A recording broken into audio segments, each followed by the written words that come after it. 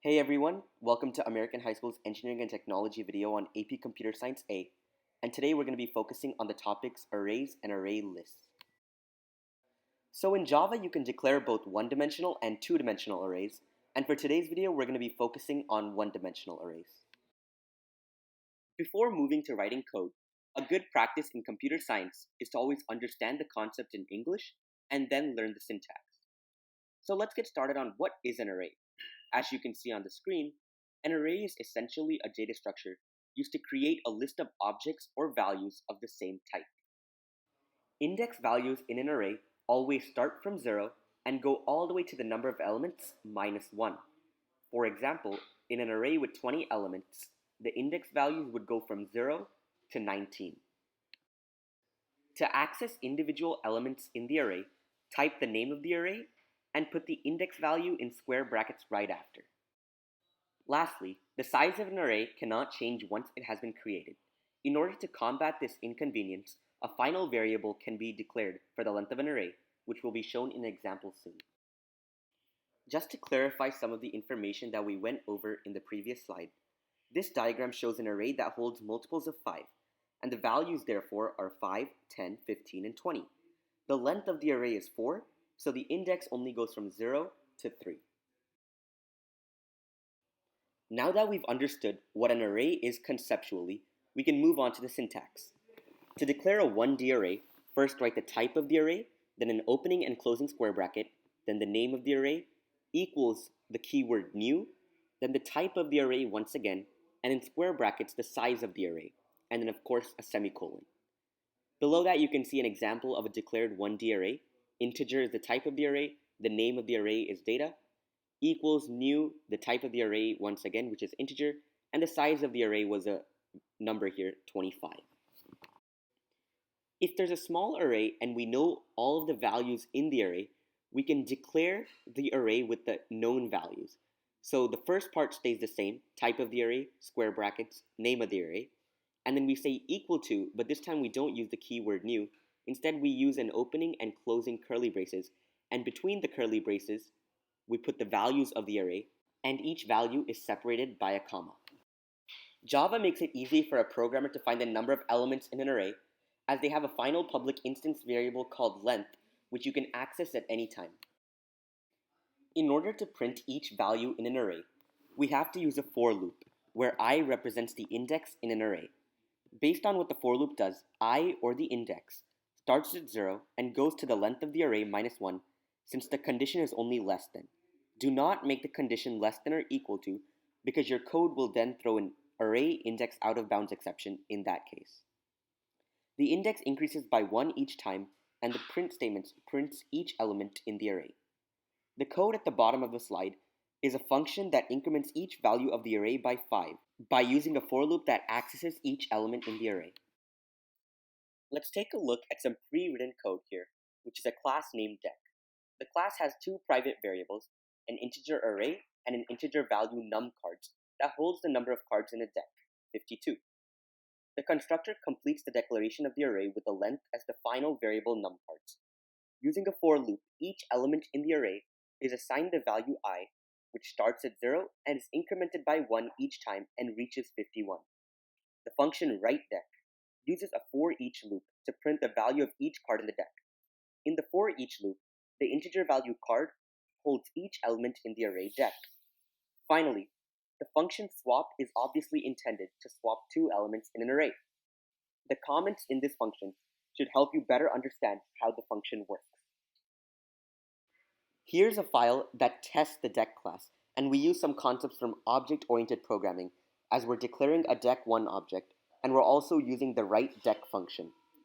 And by using the writeDeck function, we're printing all the values in the deck, 0 to 51, as you can see. Now that we're done with one-dimensional arrays, let's move on to array lists, which are in many ways much more useful and convenient to use than one-dimensional arrays.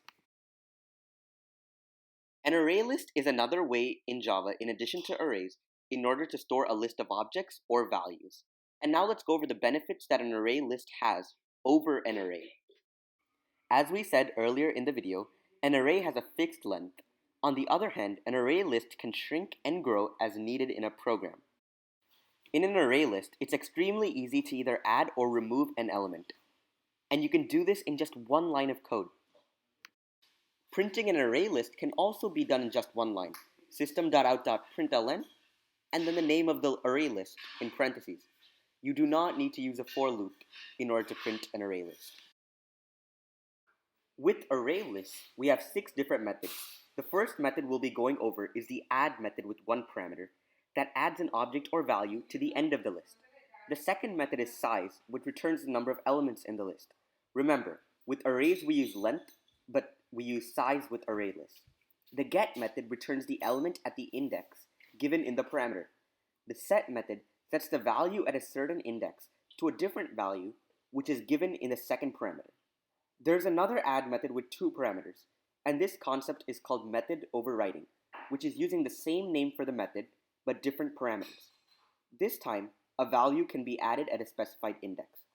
Finally, the remove method deletes a value from the list at a specified index.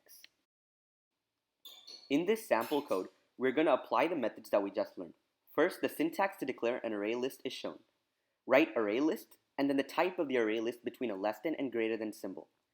Equals, the keyword new, and then array list with the type of the list between a less than and greater than symbol once again.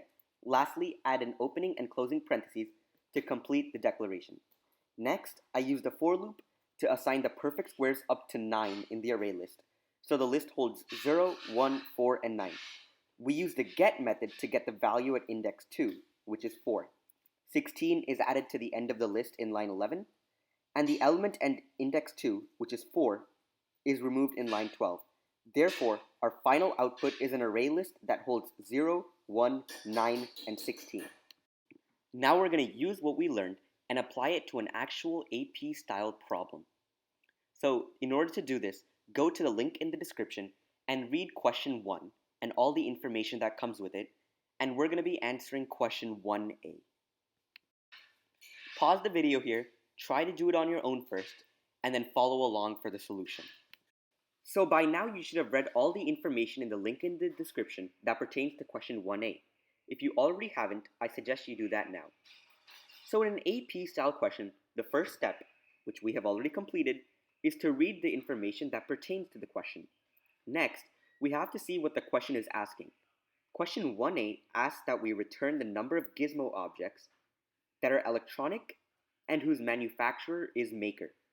Immediately, we know that we will have to access the purchases array list in our code. Now you can see the solution that I have come up with for question 1A. I have copied the method header that the question provided.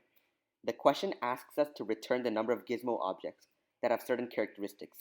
So we are going to have to return a counter, which we should declare as an integer variable at the start of our function. Next, we have to access all of the elements in the purchases array list using a for loop. And remember to use the size function in the condition of the for loop.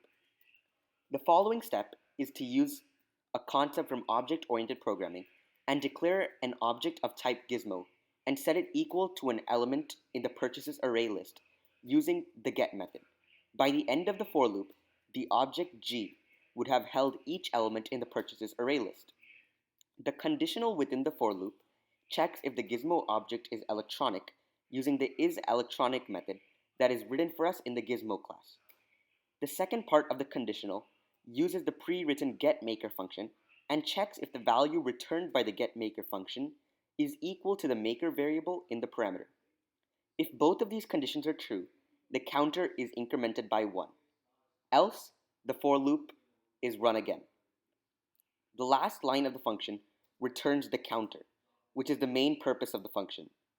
You can see that AP-style questions require that you use various concepts.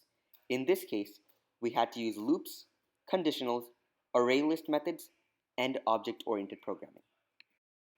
Thank you so much for watching this video. If you have any questions, feel free to leave a comment down below, and we'll do our best to answer your question. We hope to see you tune in to our future videos.